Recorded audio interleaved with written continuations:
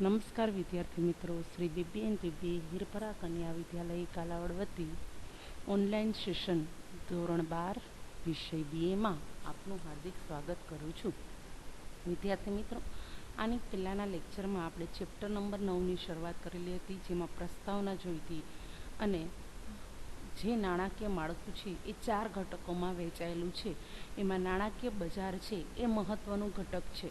આપણે અહીંયા સુધી જોયેલું હતું કે નાણાકીય બજાર છે એના પણ બે ભાગમાં વહેંચવામાં આવે છે, મૂડી બજાર અને નાણાં બજાર. હવે આપણે જે જોવાનું છે એ નાણાં બજાર એટલે શું, નાણાં બજાર કોને કહેવામાં આવે છે એના વિશે અભ્યાસ કરવાનો છે. નાણાં બજાર કોને કહેવાય? નાણાં બજારને મની માર્કેટ તરીકે ઓળખવામાં આવે છે. અર્થ અને ખ્યાલ જોઈ લઈએ. હવે નાણાં બજાર કોને કહેવાય? તો કે નાણાં બજાર એને કહેવાય કે જ્યાં ટૂંકા ગાળા માટેના સાધનો, અહીંયા આપેલું છે કૌંસમાં અસ્કયામતો એટલે કે મિલકતોનું બજાર છે. બરાબર છે. નાણાં બજાર છે એ કેવા સાધનો માટેનું, કેવી મિલકત માટેનું આપણે જોયું હતું અહીંયા કે મૂડી બજાર છે એ લાંબા ગાળા માટેની જામીનગીરીઓનું બજાર છે, જ્યારે નાણાં બજાર છે એ ટૂંકા ગાળા માટેની જામીનગીરીઓ કે મિલકતોનું બજાર છે. નાણાં બજાર એ ટૂંકા ગાળા માટેના સાધનોનું બજાર છે.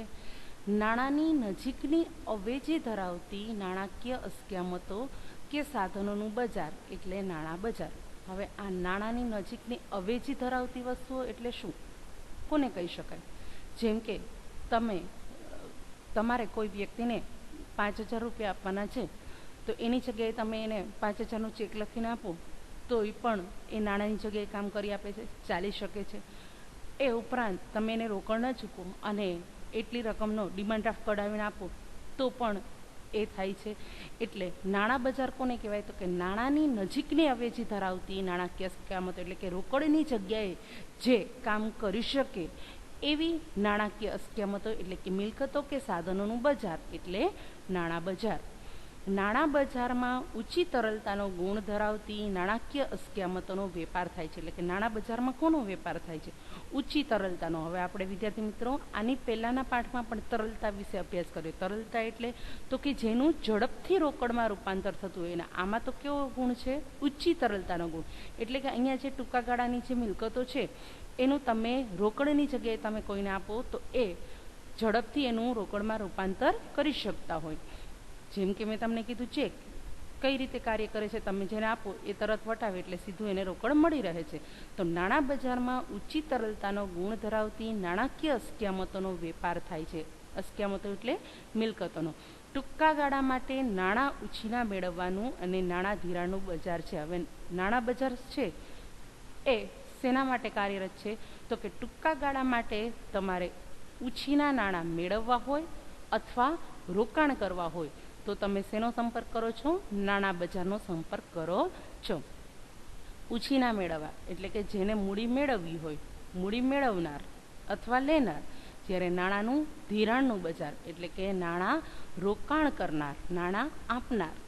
તો આમાં નાણાં બજારમાં 2 પક્ષકારો જોવા મળશે, એક નાણાં ઉછીના મેળવનાર અને નાણાંનું ધિરાણ કરનાર. હવે આપણે જોયું કે નાણાં બજાર છે એ ટૂંકા ગાળાની મિલકતોનું વેપાર કરતી બજાર છે. એટલે ટૂંકા ગાળાની એટલે કોને કહી શકાય? ટૂંકા ગાળાની એટલે તો કે 1 વર્ષ કે તેથી ઓછા સમય માટે પાકતી મુદત ધરાવતી જામીનગીરીઓનું બજાર એટલે નાણાં બજાર. હવે આપણે જોયું ઉપર મુજબ કે નાણાં બજારમાં 2 પક્ષકારો હોય છે. એક તો નાણાંનું ધિરાણ કરનારા એટલે કે જે નાણાં રોકશે, અને બીજા નાણાં ઉછીના મેળવનારા કે જેને નાણાંની જરૂર હોય 1 વર્ષ માટે જે એ નાણાંનો ઉપયોગ કરશે તે. નાણાં ધીરનારાઓમાં મુખ્યત્વે રિઝર્વ બેંક, વેપારી બેંકો, સહકારી બેંકો, સરાફો વગેરેનો સમાવેશ થાય છે. એક્ઝામમાં પૂછાઈ શકે કે નાણાં બજારમાં નાણાં ધીરનાર એટલે કે નાણાં આપનાર મુખ્યત્વે કોણ કોણ હોય છે? તો કે રિઝર્વ બેંક, વેપારી બેંકો, સહકારી બેંકો અને સરાફો. આ લોકો સરકારના નીતિ નિયમ મુજબ રિઝર્વ બેંક સરકાર વતી કાર્ય કરે છે. રિઝર્વ બેંક વતી વેપારી બેંકો, સહકારી બેંકો, સરાફો આ બધા જ છે આ ટૂંકા ગાળા માટેની મુદત માટેના નાણાં તમને આપી શકે છે. એટલે કે નાણાં ધીરનારાઓમાં મુખ્યત્વે કોણ હોય છે? નાણાં આપનારા કોણ હોય છે? તો કે રિઝર્વ બેંક હોય છે, વેપારી બેંક હોય છે, સહકારી બેંકો, સરાફો વગેરેનો સમાવેશ થાય છે. જ્યારે આવી 1 વર્ષ માટે ઉછીની મૂડી મેળવનારા કોણ હોય છે? તો કે ખેડૂતો, વેપારીઓ, રાજ્ય સરકારો અને કેન્દ્ર સરકાર વગેરે છે. નાણાં બજાર એ શેર બજાર જેવું નાણાં બજાર એ શેર બજાર જેવું કોઈ ભૌતિક સ્થળ નથી. ભૌતિક એટલે કે જે તમને જોઈ શકાતું હોય, જ્યાં તમે જઈ શકતા હો, બરાબર છે. એક તમે નિશ્ચિત જગ્યા કહી શકતા હો કે ભાઈ શેર બજાર છે એ ક્યાં છે, બરાબર. તો બોમ્બે સ્ટોક એક્સચેન્જ તમને ખબર જ છે કે મુંબઈમાં દલાલ સ્ટ્રીટ, બરાબર. તો આ નાણાં બજાર છે એનું તમે કોઈ ભૌતિક સ્થળ કહી શકતા નથી કે આ જગ્યાએ છે નાણાં બજાર છે. શું કામ? તો કે રિઝર્વ બેંક છે, વેપારી બેંક છે, કારણ કે એમાં ઘણી બધી સંસ્થાઓનો સમૂહ છે, બરાબર છે. ઘણી બધી બેંકો કાર્યરત છે, સરાફો કાર્યરત છે. એટલે કોઈ એક જગ્યા નિશ્ચિત કરી શકતા નથી. કોઈ એક વેપારી બેંક અહીંયા હોય, બીજી જગ્યાએ હોય, રિઝર્વ બેંક અલગ જગ્યાએ હોય, બરાબર છે. એટલે તમે નાણાં બજારનું શેર બજારની જેમ કોઈ ચોક્કસ સ્થળ આપી શકતા નથી, પરંતુ નાણાંનો વેપાર કે લેવડ દેવડ કરતી વિવિધ સંસ્થાઓનો સમૂહ છે. એટલે કે આ રીતે ટૂંકા ગાળા માટે જો તમારે નાણાં જોઈતા હોય તો એમાં રોકાણ કરનાર છે આ અલગ અલગ જગ્યાએ કાર્યરત બેંકોનો સમૂહ છે, એટલે કે સંસ્થાઓનો સમૂહ છે. હવે નાણાં બજારની વ્યાખ્યા જોઈ લઈએ.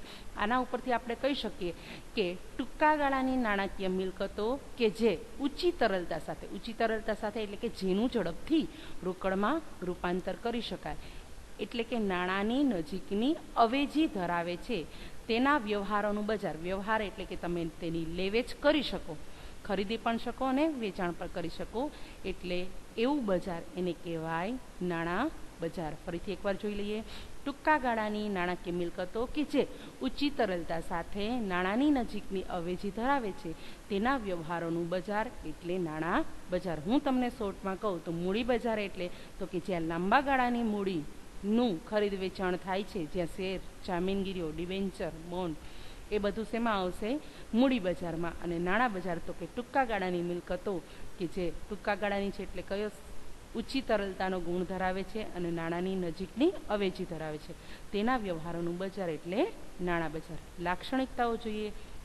જો તમને અર્થ અને વ્યાખ્યા સમજાય તો તમે લાક્ષણિકતાઓ જાતે લખી શકો છો. હવે પહેલી લાક્ષણિકતા છે, નાણાં બજારને કેટલા ભાગમાં વેચવામાં આવે છે? 2 ભાગમાં વેચવામાં આવે છે. એક સંગઠિત નાણાં બજાર પણ જોવા મળે છે અને બીજું અસંગઠિત નાણાં બજાર. હવે સંગઠિત નાણાં બજાર અને અસંગઠિત નાણાં બજાર એટલે શું એ આપણે આના પછીના લેક્ચરમાં જોવાનું છે. હું તમને શોર્ટમાં કહી શકું કે સંગઠિત નાણાં બજાર એટલે શું, તો કે જેની ઉપર કોઈ કેન્દ્રિત સંસ્થા છે એના નીતિ નિયમો લાગુ પડતા હોય એને સંગઠિત નાણાં બજાર કહી શકાય. જ્યારે અસંગઠિત તો કે એને આવા કોઈ નીતિ નિયમો લાગુ પડતા નથી. જેમ કે સંગઠિત નાણાં બજારમાં આપણે જોયું કે આરબીઆઈ છે, સેબી છે, એના નિયમો લાગુ પડે છે. જ્યારે અસંગઠિત નાણાં બજાર કોને? તો કે જમીનદારો છે, શ્રોફ છે, એ લોકો પોતાની રીતે મરજી પડે એમ એટલા વ્યાજે નાણાં આપે છે, એને અસંગઠિત નાણાં બજારમાં સમાવેશ કરવામાં આવે છે. તો આ જે નાણાં બજાર છે એ બેયમાં જોવા મળે છે. સંગઠિત પણ હોઈ શકે અને અસંગઠિત પણ હોઈ શકે.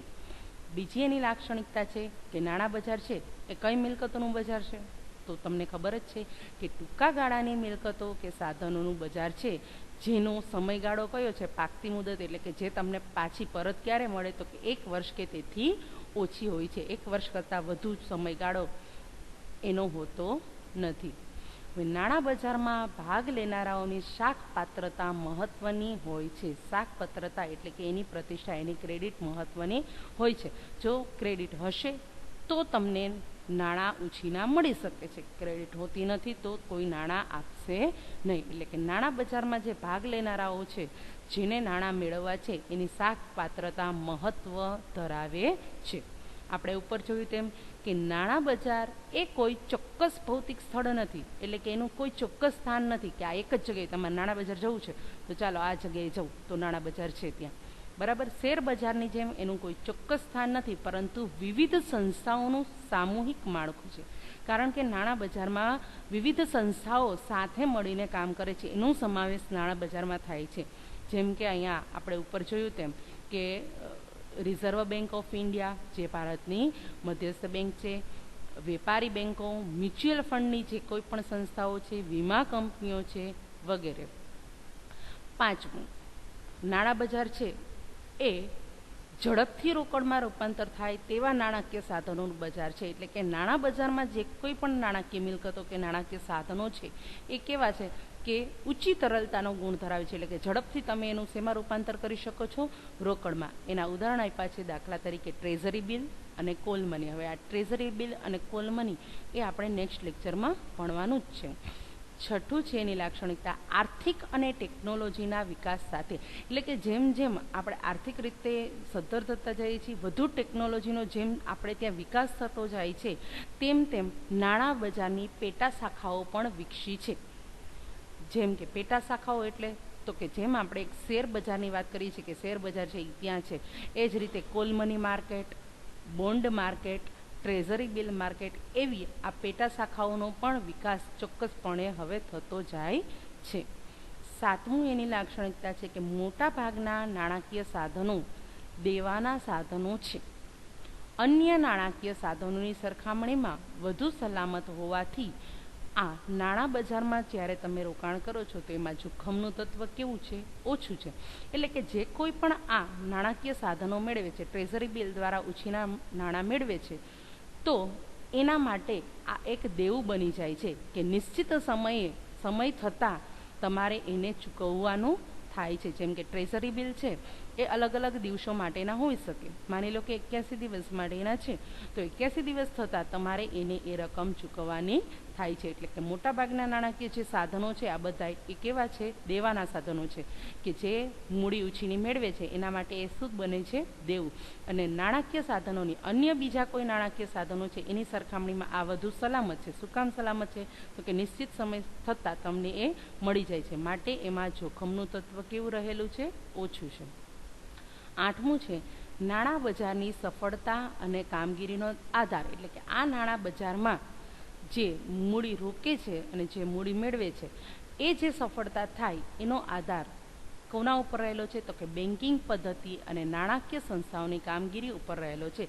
એટલે કે આ નાણાં બજારમાં જે રોકાણ થશે અથવા જે ઉછીના મેળવશે એનો આધાર આ જે કોઈ પણ સંસ્થાઓ છે, રિઝર્વ બેન્ક ઓફ ઇન્ડિયા, વેપારી બેન્કો, મ્યુચ્યુઅલ ફંડની સંસ્થાઓ, વીમા કંપનીઓ, એ કઈ રીતે કાર્ય કરે છે એના ઉપર રહેલો છે. જો એની કામગીરી એકદમ યોગ્ય છે, વધારે સારી રીતે કામ કરતું હશે તો આની નાણાં બજારની કાર્યક્ષમતા એટલે કે સફળતા કેવી હશે?